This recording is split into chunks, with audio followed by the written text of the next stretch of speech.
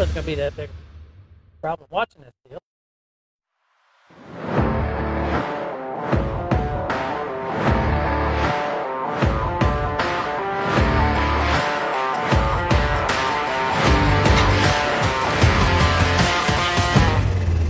Now see, that makes it all better.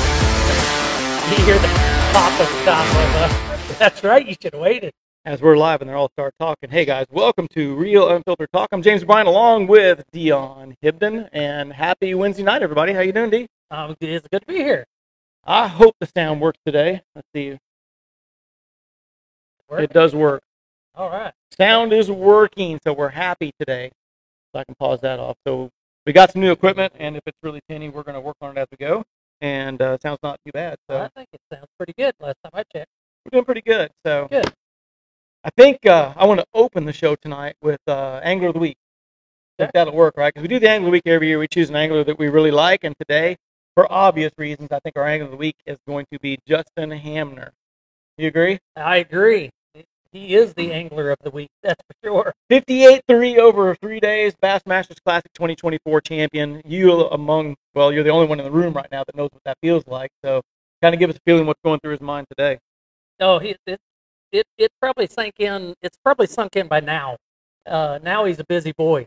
And when I say that, whatever sponsors he had are figuring out how to utilize him, to their best ability. And trust me, they have people hired that will utilize him, being the reigning champ right now.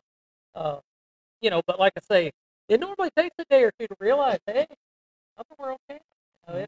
It's very cool, but it took me a day or so, of the right people walking up and shaking your hand, and thinking about it.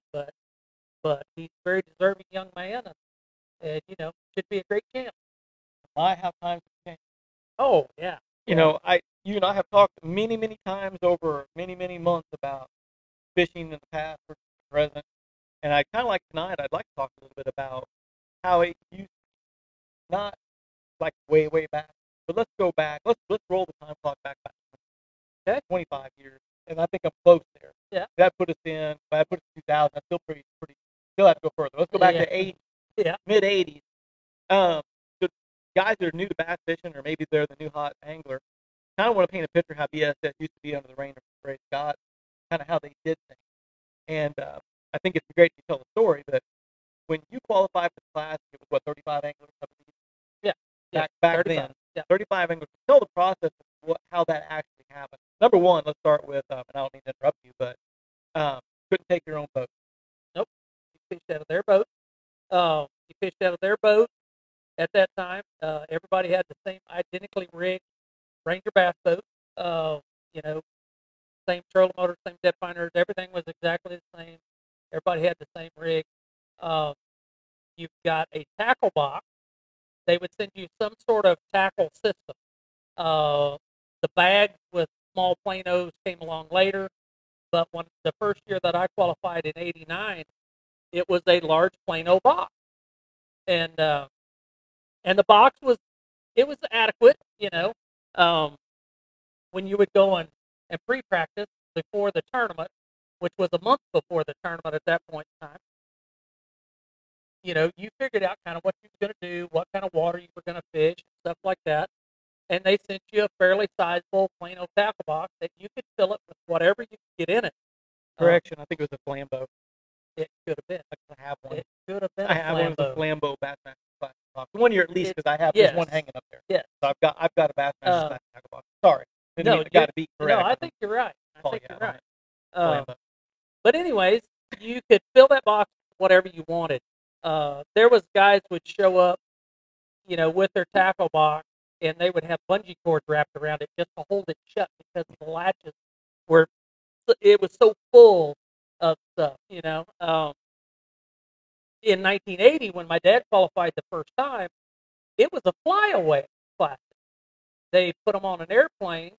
You had your tackle in a box. You had 7 rods, and they put you on a plane, and they flew you to your destination, which you did not know where it was at first. I was never fortunate enough to fish one of those. Would you want it to? Oh yeah, I think it would have been cool. my dad said it was the most awesome thing ever because guess what? If you didn't have the right tackle, stuff took you. Luck. You dealt with what you had. Um, and my dad, it was on the Thousand Islands. It was at the Thousand Islands on the St. Lawrence River in New York where Dad qualified, and Bo Dowden won the tournament. But my dad actually ran out of jigs the last day of the tournament, or he thinks he would have won. Really? But the pike and muskies and stuff ate him off to the extent that he didn't have enough to finish out the tournament, and actually borrowed some from Bo Dowden, who won the tournament. And you can swap and switch. That's the thing. When we were at the tournament, when they sent you a tackle box, I could swap tackle with Dad. Dad could swap tackle with me. I could swap with Denny Brower, Ricky Plum, stuff like that. Which towards the end of the tournament, I would try to do sometimes if Ricky would give up one of his good square lifts. He never did. He was always smarter than me. But you had to try. I mean, you're not going to make anything out of the tournament. You got to carry something away from that. But anyways, you were limited on your rods, so you basically took what you knew could do a little bit of everything, and you took the tackle that you thought you catch them on. That's the way you went after them. My question is, and this is our show, can today's angler do that? Oh, it would be hard. It would be hard on them. But it would be hard on anybody me. out. I'm not saying Justin Hammer couldn't do it, but I think that would be the whole challenge for what everyone says, quote unquote, leveling playing. Yeah, probably. I mean, it would be hard to do in this day and age. You think sponsor dollars is what caused that to change? Somewhat, yeah. So that more tackle companies get their name out there, more boat companies get their names out there. Somewhat, yeah. I mean, is that BS's failure or is that Fish's failure? Well, you can't really lay the blame on anybody right this second. I don't ask you to call them out. I'm just doing it myself. No, but I mean, you can't really. It would be hard to lay the blame. Where would you start? Where would you start? Would you start at the high school level, wanting younger fishermen to fish, and then moving on to the college teams and stuff like that? One thing that always got me about sponsorship was when you show up to Bassmasters Classic, and at one point in time I was sponsored by Tin Cup Whiskey, and we did all of our higher ups that came to the Bassmasters Classic that Jason Christie won. They stood there for 3 days, and in the 3 days, over 100,000 people came through. They figured our booth and through the Bassmasters Classic, and their biggest problem was they couldn't identify the pros from a high school or a college, and they were like, how do we go through these resumes and sponsorship requests, stuff like that, without researching? And the crazy thing about it is, where a stone cold pro who's been doing it for a long time is sometimes sheepish about asking for a sponsorship, but a high school kid or a college kid, they're not afraid. They got nothing to lose. They're not getting anything anyways, so they got nothing to lose. And they will write up some of the darndest looking resumes. At that point in time, too, before Evinrude went out of business, I was very close to the gal that had us hired at Evinrude. And that's what she did. She screened resumes, stuff like that. And she actually picked the pro staff. When she would leave the Classic, she would have 1,500 resumes to go through. And trust me, some of them were John Q. Public that fished local tournaments on his home lake in Timbuktu that had never, ever fished a tournament or something like that. And like I say, but when they walk up, they look the part. They look like they're a professional. They got the same scare shirt I've got. I tell you where we all missed the boat, and that is in the apparel company. The people who make those scare jerseys, man, if you've been in on that about 10 years ago, think about that. All right, so we got to stop, roll back. I have to do, this is the moment where I have to break down fisherman lingo to all those who listen who don't know what I'm talking about. And you know the term I'm talking about? Scary shirt. Yeah. Scary shirt. So scary shirt. What that is, that's your tournament jersey that has all your sponsors on it. And there are those who have legitimate sponsors, and there are those who just put some random crap on a shirt and try to intimidate other anglers, and where we all say, "Ooh, that's scary." He's a big stud. So that's what the term scary shirt came from. If you have a scary shirt, you may be a legit scary angler, or you might be a fake that has a bunch of fake patches. Which, by the way, it's not even patches anymore. I think if anybody No, sewed on a it's patch, they probably thought they were dinosaurs. But yeah, yeah, so it's yeah. Patches were back when we wore vests, that's stuff right. like that. That's Yeah, right. Next week I might look up. I have one of your dad's old vests. we did. It's pretty cool stuff. But that's when fishing was cool. Yeah, And now fishing is on. So if you were the hitter, man, you had your patches, you had your cherry shirt, you were the stuff. So anyway, that's that. Um, let's rewind even further back because there's a really interesting story that I'd like to share that I find enjoyable because you're a storyteller. Uh, there was a boy that we knew who was 15 years old whose father went to the class, and while he was killing time waiting for his dad to fish, what did this boy do? the first time I ever went to the Bassmasters Classic, You already gave Reed, it up. Charlie You already Reed. gave it up. Yeah, I said You there didn't was tell me a it was a boy. I contest. said there was a boy. I thought you could tell the Yeah. story and like say, who are we talking about? It's like, Well, well, it was me. Well, So see, you should have so put thanks me for in. spoiler alert. So this was Dion Hibner, 15 years old, going to the Bassmasters Classic, who was an aspiring young angler who was not old enough yet to fish. I was not old enough to fish. My dad qualified when Charlie Reed won the tournament, and it was at Lake Chickamauga in Chattanooga, Tennessee. And the way I got to go and hang out was I worked in the Ranger boatyard. I went down there.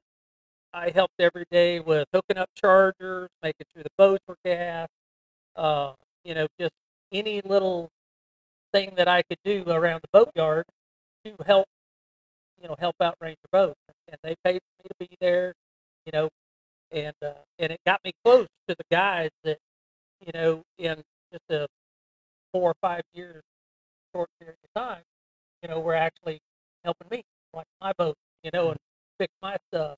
And what a great low-end connection to make whenever you go to the factory for the time. Absolutely. As a pro angler, it's like all the guys you helped out are like, hey, that's right. We've got your back starting out as a young pro because you put in the sweat equity at an early age, which is kind of a really cool story because you can't even probably name the other anglers that did that during that time, or were there? Oh, I'm sure some of them probably did. I'm sure Chad Brower may have. Good point. Stuff like that. Yeah, Chad would be a good one. Yeah. But the question is, Chad ever, and I'm not being mean, but did Chad ever qualify for a class? Yeah. I don't know. I'm pretty sure he did. Interesting. But anyways, I worked all week long. Worked all week long there. Actually got to be kind of Forrest Wood's gopher. He when Forrest shows up on the scene, he has to have somebody kind of make sure he gets to the right place at the right time. And well, I was kind of the low man on the totem pole, so I got to do some of that grunt work. And the low man doing the most important and work. When I say that, I was standing in the boatyard at one point in time, and they said, "Oh my gosh, Forrest is back at he had taken out Chuck Yeager, and had taken him out fishing for the day for A.T. Delco or somebody like that he used to work with." And somebody looked at their watch and said, "Oh no, Forrest and Chuck are at the weigh-in. Somebody's got to go get them." And well, I'm standing there, and they immediately put me in a Suburban and sent me on my way. And I drove to the launch ramp because I'd been following it, going to it, helping out and everything. And I picked up Forrest Wood, Chuck Yeager, and they get in the Suburban, and we go to heading back, and Forrest asked me, "Hey, dude, think ice cream somewhere on the way?" And I said, "No, Forrest, I'm nervous, cat." And he said, "No, don't be nervous." He said, "It's no big deal." And he said, "Well, listen, at that time you didn't have cell phones. Look that stuff up." He said, "Take off down that street." And we took off down some of the really sketchy streets that Chattanooga had to offer, looking for an ice cream shop. And we finally find one, and we get out, and we go in, and Forrest buys everybody a malt, and we get back in the truck, and then and only then did Forrest look at me and said, "How old are you?" And I said, "Why?" And he says, "Are you 16?" And I said, "Nope." And he says, "What are you doing driving my Suburban?" And I said, "Dude, they told me to come get you." And he says, "Well, pull over."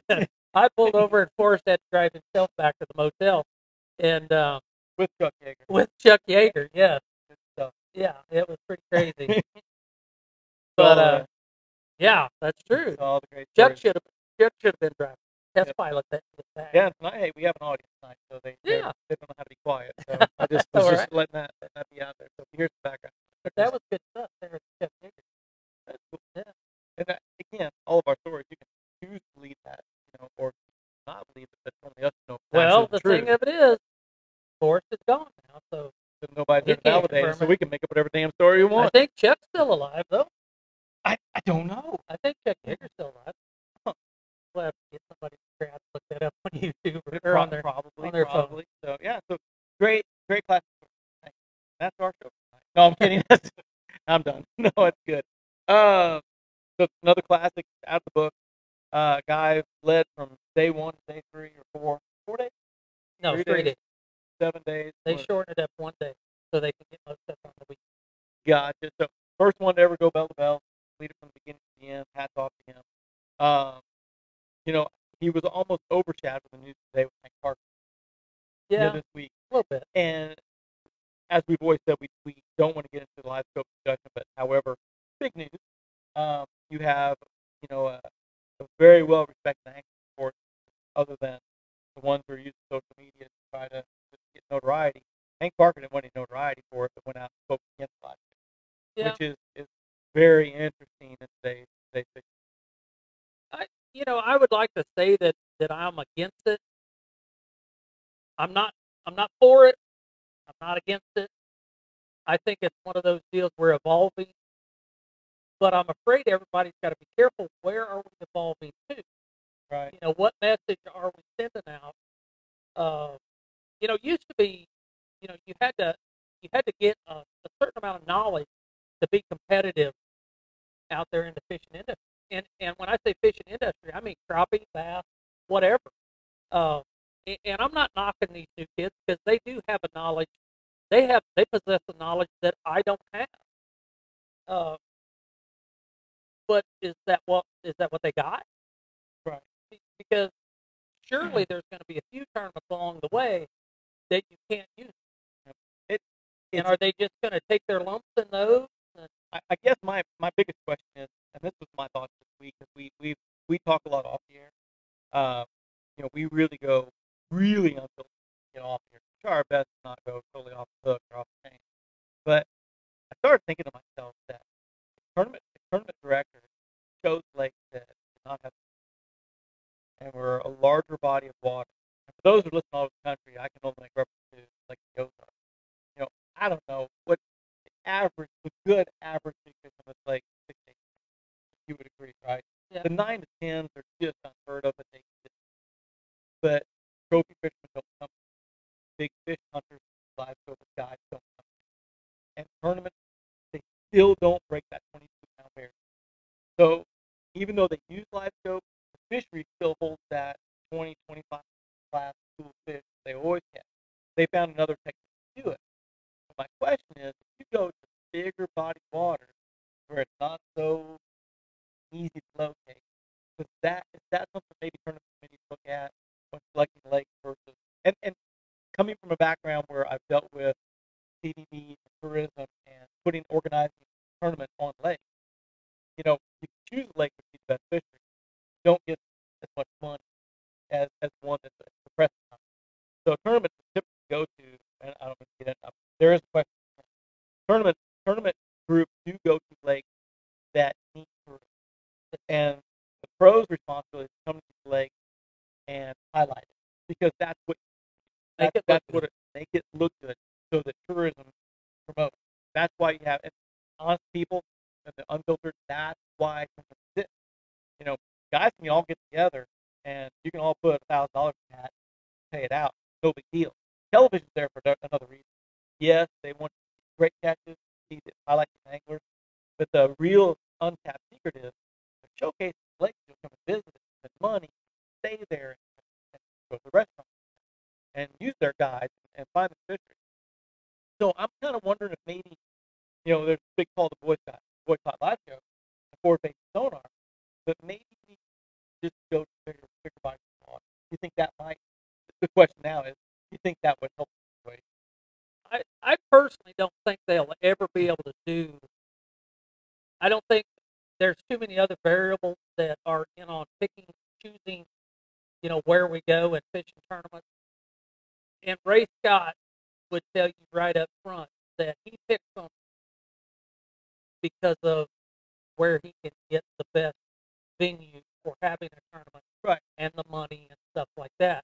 And like I said before, my time yeah, that doesn't work like and and these tournament organizations and organizers that set these tournaments up, they can't. That's that's so low on the totem pole. I don't think that'll ever be effective.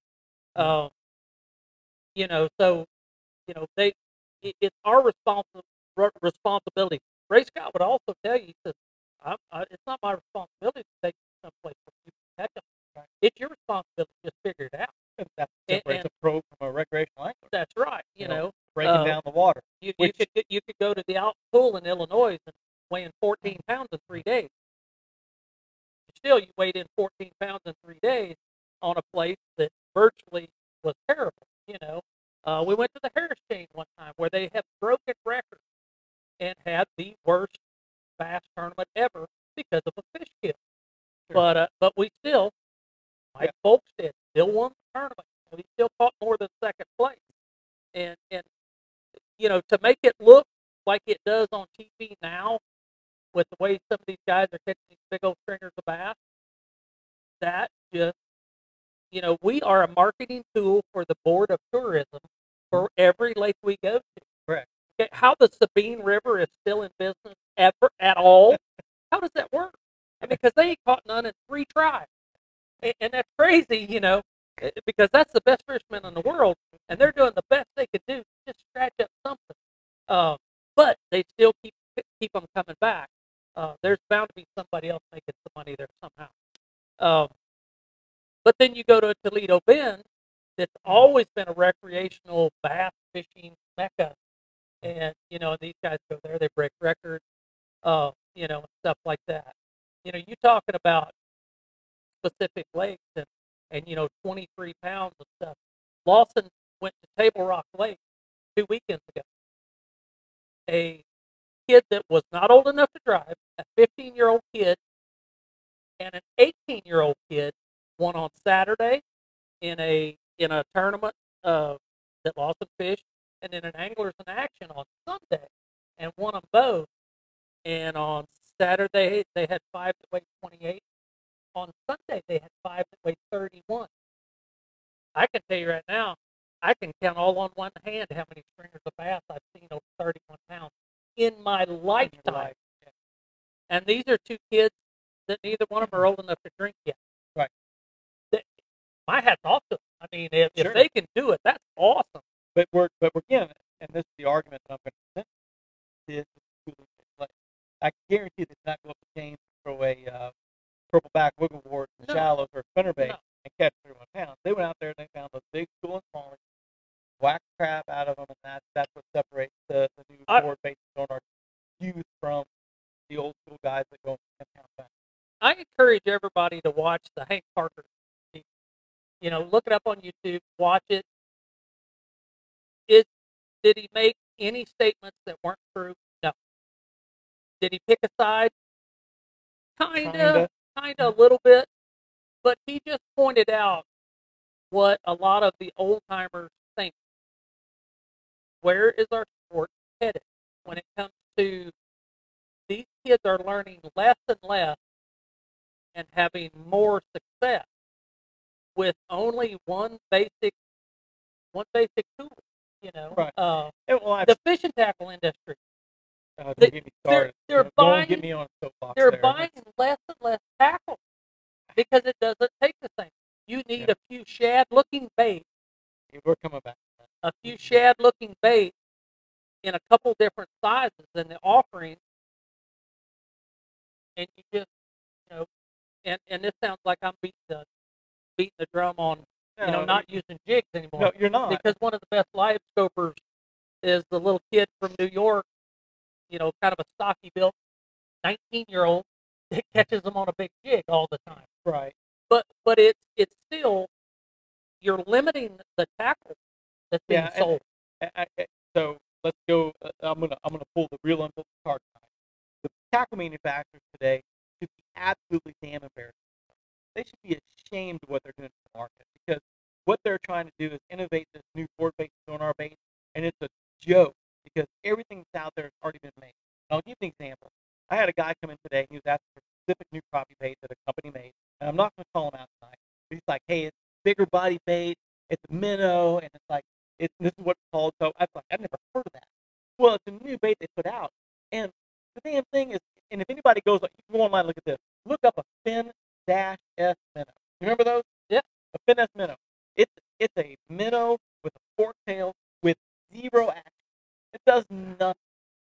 And what they're doing is these manufacturers are bringing that old crap back that didn't work. It had no action, but you can pitch it out into open water on a board-based sonar. It shows like a hot spot, and they're quote unquote forcing these fish because it's easier to see. The classic I've had, and just in the sport of clarity, we own a sporting goods store. We've got people coming in after the classic, like, hey, they've got this new innovative jerk bait. It's got a big bill on it. And I'm like, geez, no, they don't. It's a deep diving jerk bait fin that's been around for 50 years. But now it's a Megabass plus one. Yeah, is what they call it, and and even it's got a before little that, bit deeper I lip. mean, let's roll way back. Smithwick made the same thing. But you just had to wait it. Yep. Because they made new lead that make the bait fin. But I'm sorry. I mean, you guys, God, to be that's a joke. To be fair to the Hamner boy and how he won the classic, he won it using live scope the way you should use live scope. He was targeting specific deeper brush piles, stuff like that, and live scope helps with that. Live scope finds it quicker. Absolutely. You can just instead of having to move your boat around and locate a brush pile and then coming back to it later, that helps you to find that stuff while you're fishing. You're going down the bank and you can find every stick that's on that bank, and you can make a good cast to it before you get to it and spook it. So, that, I think in the beginning, that's really what they wanted it for. I think that's what it was invented for, is so you could catch stuff without spooking. Well, I tell you what. And they've just taken it to the next extreme. I think I'm going to become the live scope expert. I can show you all the old crap I have sold that's been on the shelves for years that doesn't do anything. It's like dead stick bait. Come on in. I'm going to relabel them as live scope bait. I'll show you how to use them. And I'll make money that way. I'm going to tell you right now, I can see tennis shoes in the near marketing deal, because that's all you look at. Yeah. You look at the tennis shoes and their live scope screen. Do you want me to mix it up? Go right ahead. No one's mentioned this. Here's my thought pondering subject tonight. I'm sure we'll probably get some viewership later in the comments. Let's just or comments. Let's that's a good way of putting that. Yeah. Let's just introduce live bait bass fishing. Now, see, that's where you and I differ, because I think that's always been the downfall of crappie. Sure. It's just. But so as I agree. But, and we will have crappie fishermen on, and we will have crappie pros on here as we go down the road. We're going to talk a lot of crappie. But I honestly think that's always been the downfall. I can tell you right now, I just previewed board-based sonar till crappie. That did it. I'm not saying it does the bass, but bass has the alert, the red lights on. They know there's a problem there, and they're looking at it closely. Crappie fishing, they went all in, and they killed all their grassroots anglers. They all, and just the numbers that they needed just left the industry completely. Recreational anglers and crappie fishing save themselves because their stuff is still cheap to buy. You can still buy a $4 bag of bait, and that saved the recreational side of the industry. But tournaments, you can look at the numbers right now. They're having 30, 40, on a really good one, 50. That's a far cry from the boats they've had in the past. And there's nothing that changed except spider rigging got thrown outside, live scope took place, and everybody took it. And it's a problem. And I'm saying it's a problem with crop because it hurts them. But I can tell you, bass fishermen, the industry, Lockett, all of them, they're looking at this with their eyes wide open saying, we need to pay attention because it didn't hit this hard. but it definitely got everybody's attention. I think it's something you got to really pay attention to because it's going to eat their lunch if it competes. And you lose if you have. And I'll tell you something I heard the other day, and you might have told me this. The up and coming anglers. Let's talk about the high school kid. You've got high school kid A, and his dad has a brand new bass boat, all the technology. And you've got bass boat B kid who wants to learn to fish and doesn't have the money to do that. And he's going to get his ass whipped and he's not going to fish. And that's a problem. It can turn him. It can turn him away from the sport quickly because if you can't compete, then you can't compete. You know? And it's a shame that it's a financial situation when the outdoors prevent go and fish naturally. And I hate to get in that conversation, but I just on the point where I have to address it. You know, especially with you. You know, when you want to fish as a pro and you have the financial means to fish as a pro, then you better be competitive and learn all the techniques and all the technology to where it's going to get us. And where I thought with crappie fishing is, the grassroots guys don't want to play. And you're going to lose. You're going to lose viewership. And you're going to lose angles. I think that everybody just has to kind of remember why we got into fishing. You know, some of the crowd watching our show right now. My dad won the last bass tournament that he won when he was 74 years old against the greatest anglers on the planet. And he won virtually. My dad had health issues. You know, he had polio when he was a kid. He had to sit down in a chair to fish, but still, he won when he was 74 years old. Right. We have as many older women that walk through our door to buy tackle in our store, you know, and little kids still come in, and the love of fishing, they can still go. It doesn't matter. You don't have to be a 200-pound, 6'2" athlete to do what we do. And now you have to be rich.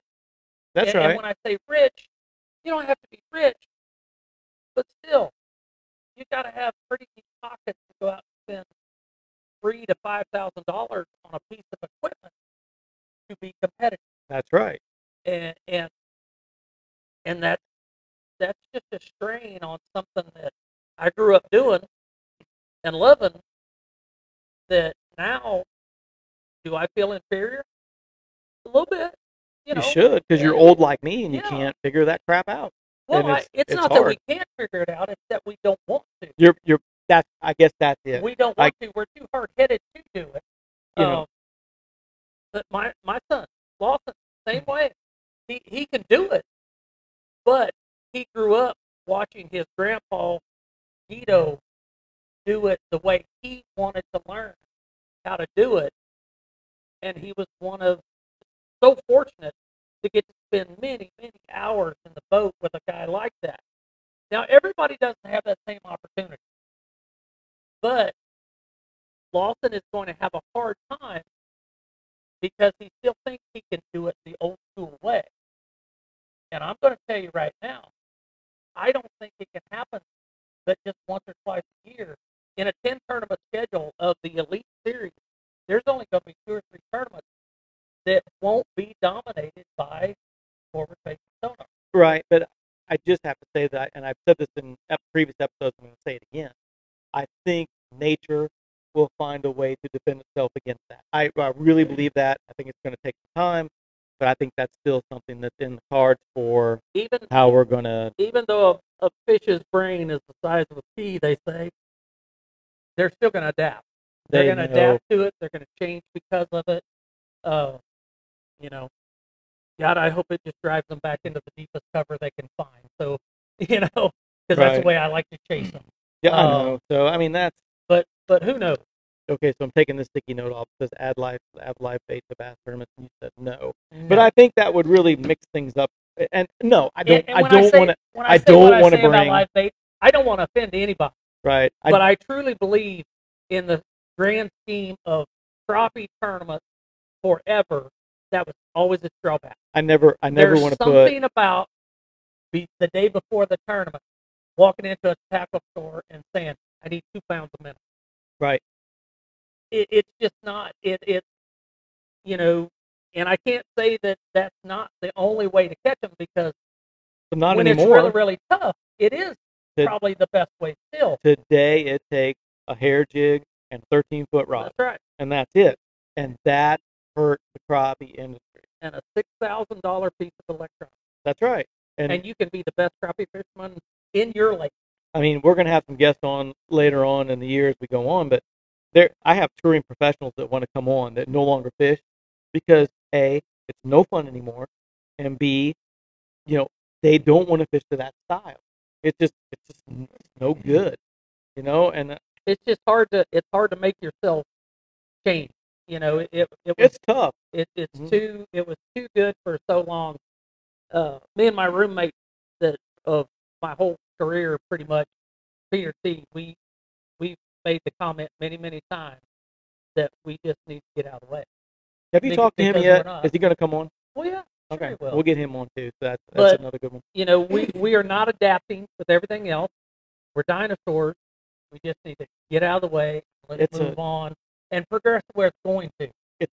That's a tough conversation to have because I don't think it's adapting. I really don't. If you're not adapting, it's learning something new, and that's a hard one to cover because you either learn it or you don't. You can't really adapt to the technology. And let's take it back to crappie fishing. When spider rigging came out, everybody said it's too expensive. You can't have 16 minnows versus one, and everybody knew that. 16 baits will always outfish one. I've heard that a million times over, and then all of a sudden, live technology came out, and one beat 16, and everybody it turned the industry upside down, and nobody really knew what to do. But the old school guys, they just said, "To hell with it, I quit." And they sold their spider rigging stuff. They sold it all off. They bought live scope. They went out to compete, and they went, "This is no fun." And really, it comes down to watching the TV shows.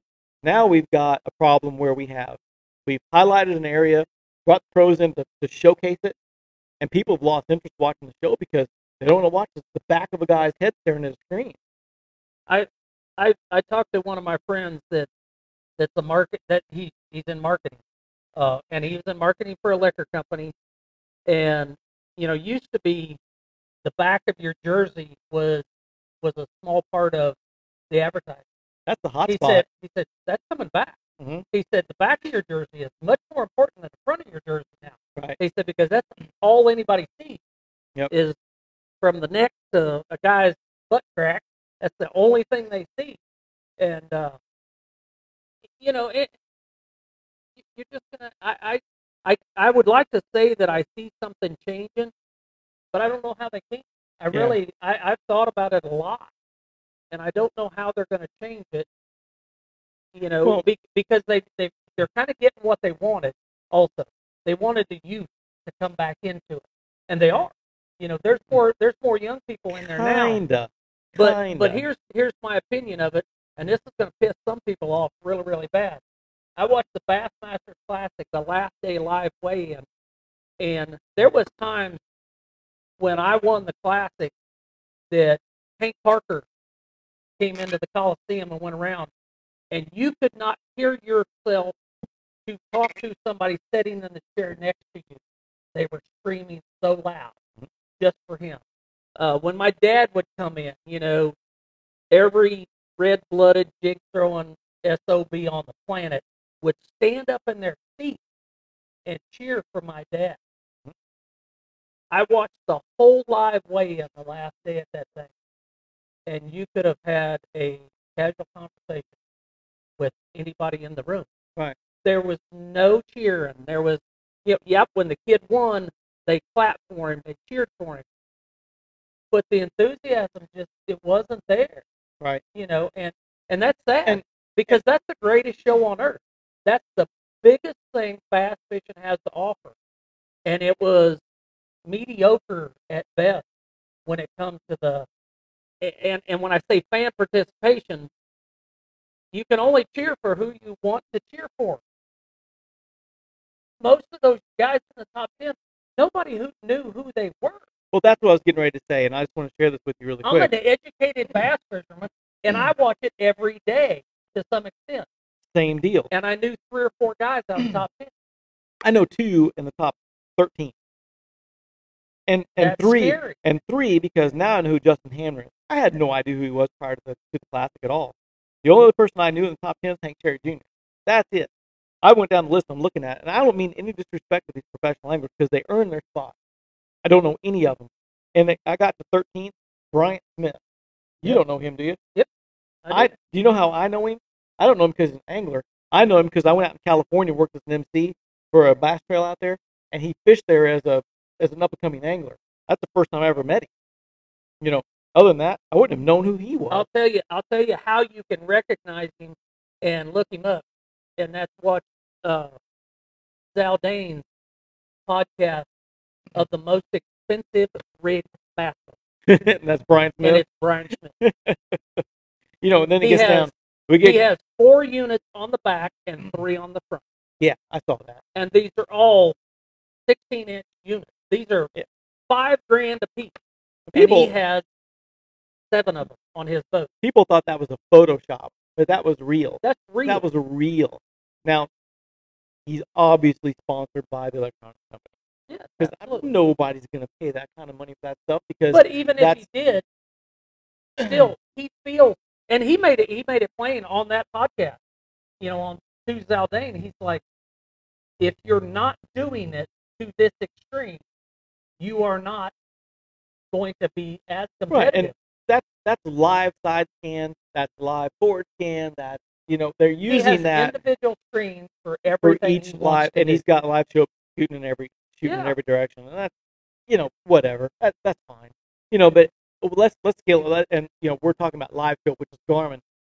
Let's talk. We talk about it in every podcast. We do, and can't get away from it. But even Humminbird, Humminbird, I'm seeing other advantages with that. They're now putting, they have great technology with target lock. They have spot lock, target lock, and Mega 360 all up in the front. So now these anglers have learned that they can look at a fish, and when he spooks and runs, you go over to your 360, see which way he went. You're not chasing that fish. Now you're turning and getting him too. And once you get it all dialed in, you hit the target lock, live scope, forward facing sonar, whatever you want to call it. It locks in on that moving target. Your spot lock holds your boat in place. It's all automatic at that point. You're fishing, and that's crazy. I mean, it's crazy. If you don't utilize it, you're going to get beat by it. Well, we all already are, and that's why they call us dinosaurs. But that's not really the case, in my opinion. It's just, I don't know. There's a point where we call it, is this a sport, or is this what it's really going to be? And that, is it fishing or is it video gaming? And that's that argument that's going to keep going. But fortunately, this is what we call a working document. We haven't saved the document and printed it out yet. This chapter has yet to be written yet. So we're just going to keep talking about it, and that's where we are. I went to the doctor today. I'm going through some stuff medical wise, and my therapist, it took about, because I looked when I walked in, I showed up at 8:05 this morning, and by 8:15 he had mentioned forward facing something. And this is a 45-year-old woman that fishes one time a year with a guide, and that's it. And she brought it up, and I'm like, holy crap, I can't get away from this stuff, and she just asked me my opinion of it, and really, like I say, it's so unique and it's so cool the way it does work. You got to have it. But do I understand Hank's way of thinking, Randy Block's way of thinking? Probably what hits closest to home with me is when Randy goes talking about how those fish used to be able to move out to spin, and they were safe. They were in a sanctuary to where 99% of the public didn't even chase them, and you just buckle down and you said, okay, I'm going to have a hard day today. I'm going to have to really go down the bank and catch some of them little bank runners just to have something like that. That's right. And that just doesn't happen. Oh, it happens. Guys like me do it, and we end up 13th. Yep. That's where it happens. Well, 13th is pretty good, though. Yeah, well, that's above average for, really. I'm consistent. There you go. Even though I fished 2 weeks ago.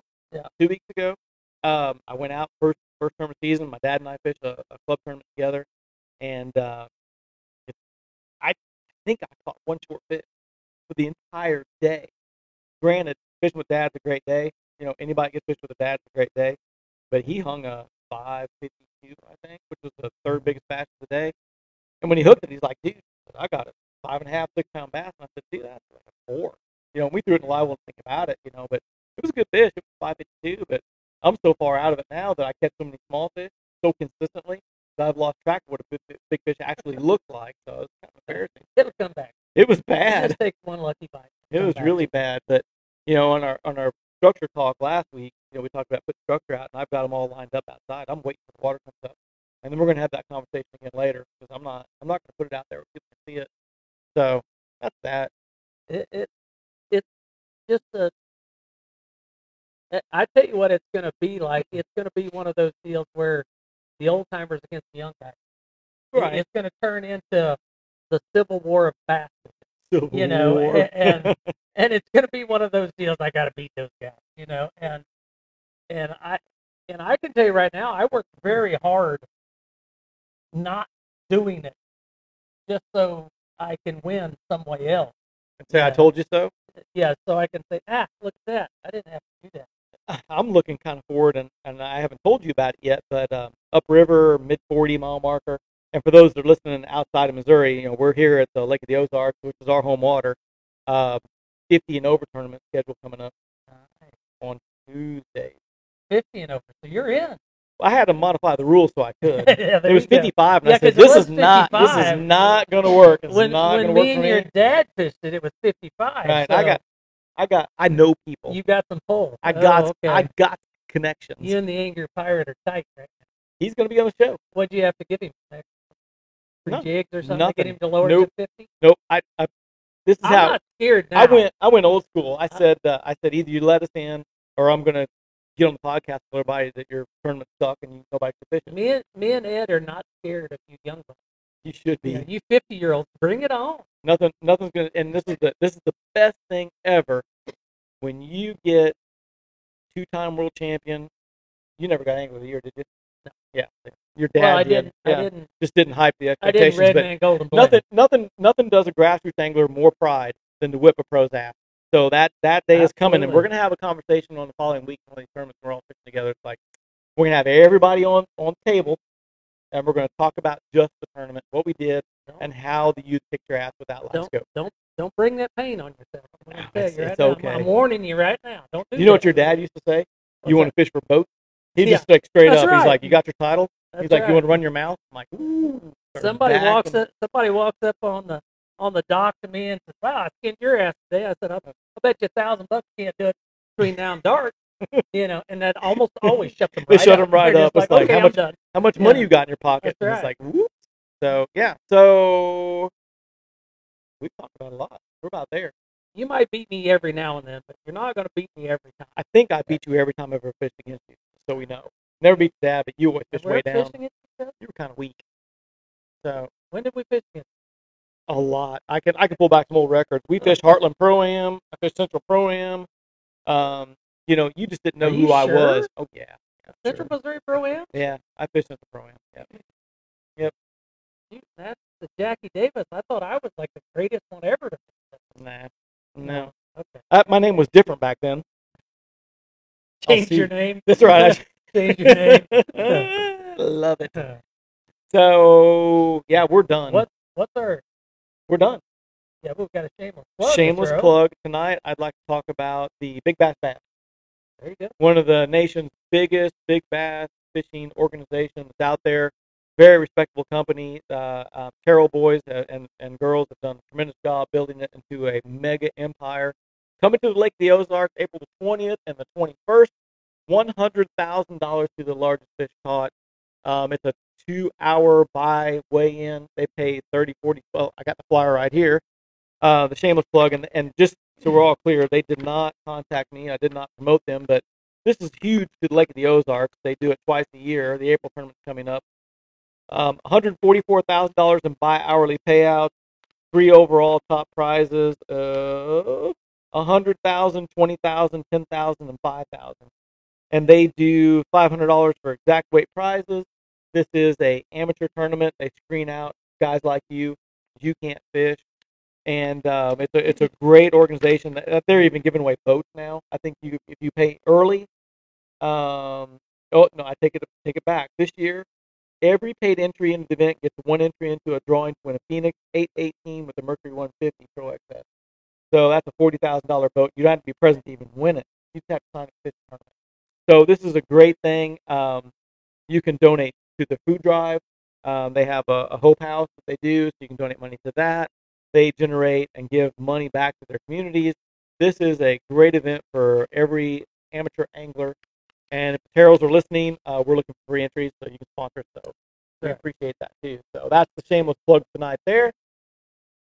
I even wear their hat. See that?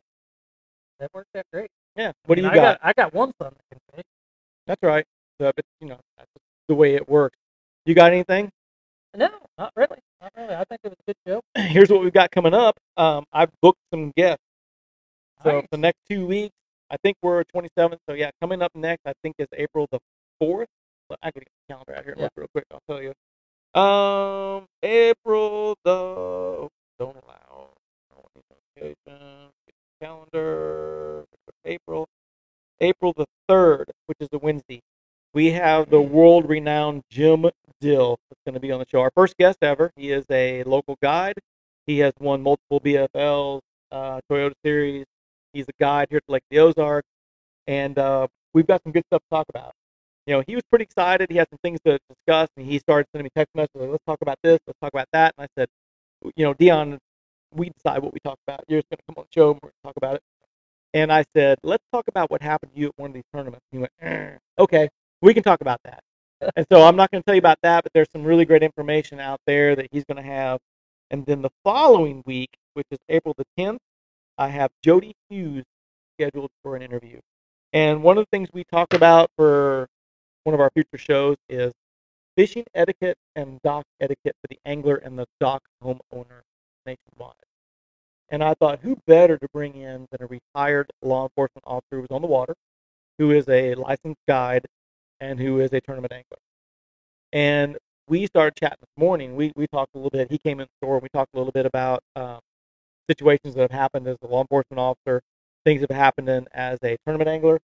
And there's some good stuff out there, and he goes, I'm going to have to tune up on the law a little bit. But, you have experience, and I have experience. We've all experienced the unruly homeowner that doesn't understand the law. And we've also experienced anglers who don't know the law as well. And there are things that we want to discuss. Some filters that would be me. You're the guy that just doesn't care and does what they want to. And I talk a good story when they're chewing my ass, but I really don't know the law. Right. Exactly. So we've got the next 2 weeks. We've got that scheduled on. We've got the world famous Angry Pirate scheduled to come in here pretty soon, and then we're going to bring in some big dogs, and that's going to be your department. You better get on the phone and get some guys coming in. So I got them. We've got that. We'd like to thank our crowd. We got some cool people. Oh, by the way, Chuck Yeager on the previous story. My mom sent through on Facebook that Chuck Yeager died in 2020 at the age of 97. So now you're the only one that can tell the story, so no one can recant it. So that's right. It's my story, and I'm sticking to it. I think they gave you shots of tequila, and you guys danced and ran around the country. So 15-year-old guy driving a Suburban. That's right. So that's going to get it for tonight for Real Unfiltered Talk. I'd like to thank everybody for tuning in. I'm James Bryant along with Dion Hipton, and we sure appreciate you tuning in. You can subscribe to us on YouTube, and we are on Apple Podcasts along with Buzzsprout. And those numbers are growing, and we appreciate all of your support, and we look forward to seeing you next week, same time, Wednesday at 6 p.m. We'll be here. Thanks, guys. Appreciate you watching.